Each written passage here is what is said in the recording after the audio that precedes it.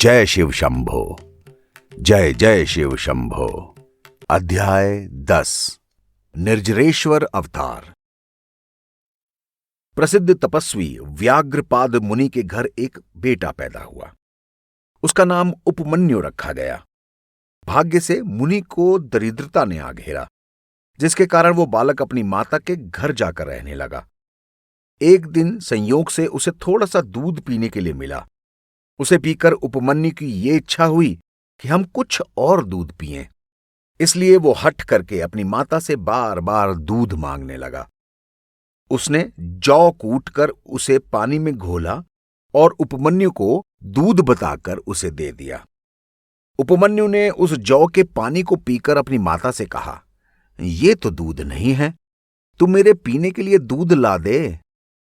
इस तरह रो रोकर अनेक बार उसने माता से दूध मांगा। तब उसकी माता ने बताया कि पिछले जन्म में शिवजी के नाम पर कुछ भी दान न देने के कारण हमें इस जन्म में कुछ भी नहीं मिला। तू इतने से ही अंदाजा लगा ले कि हम लोग वन में रहते हैं और हमारे पास 2 वक्त खाने के लिए भी भोजन नहीं है। हे नारद, मां की यह बात सुनकर उपमन्यु को अपने पूर्व जन्म के संस्कारों के कारण श्रेष्ठ बुद्धि मिली।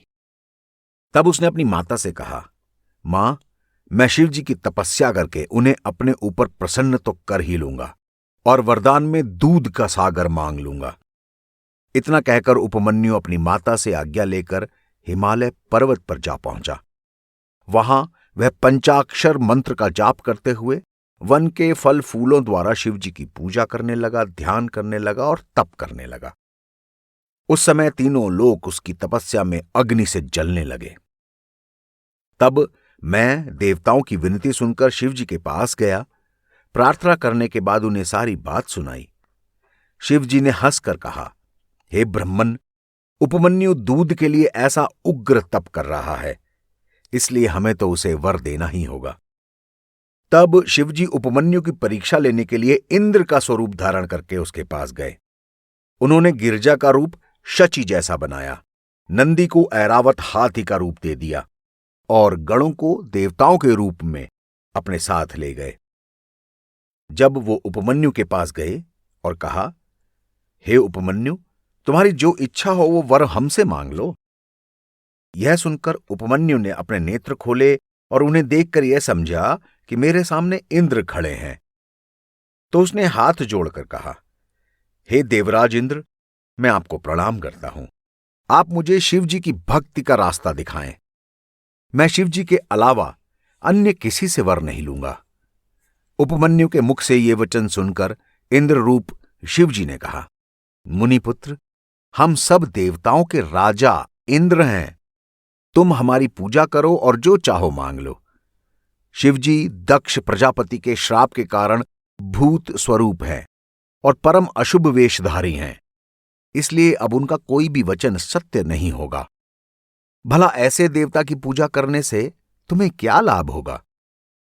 इंद्र रूपी शिवजी के मुंह से ऐसे वचन सुनकर उपमन्यु ने क्रोध में भरकर कहा, हे इंद्र, क्या तुम्हारी बुद्धि कुंठित हो गई है जो तुम शिवजी को नहीं पहचान रहे?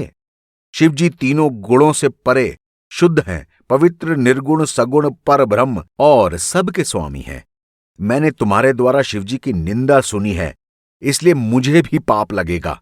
अब मुझे तो यही ठीक होगा कि मैं तुम्हें नष्ट कर डालूं और स्वयं भी मर जाऊं।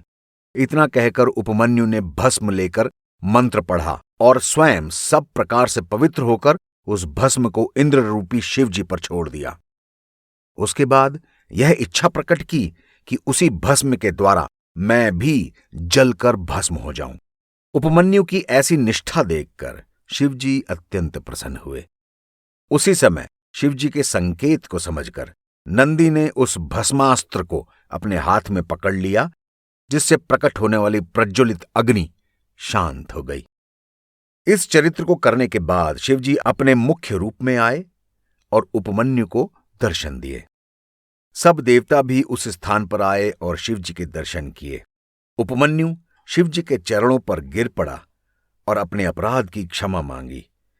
शिवजी ने उपमन्यु को अपने पास बुलाकर उसके संपूर्ण शरीर पर हाथ फेरा और कृपा दृष्टि से देखते हुए कहा, उपमन्यु, हम तुमसे बहुत प्रसन्न हैं। आज से गिरिजा तुम्हारी मां होंगी और हम तुम्हारे पिता। तुम सदैव युवा बने रहोगे और किसी तरह का पाप तुम्हें नहीं लगेगा। तुम्हारे ऊपर मृत्यु का कोई वश नहीं चलेगा। तुम्हें दूध, दही, घी और शहद के सारे समुद्र प्राप्त होंगे। हमारे भक्तों में तुम्हारा स्थान अत्यंत ऊंचा होगा। इतना कहकर शिवजी चले गए। तब उपमन्यु भी अपने आश्रम लौट आए।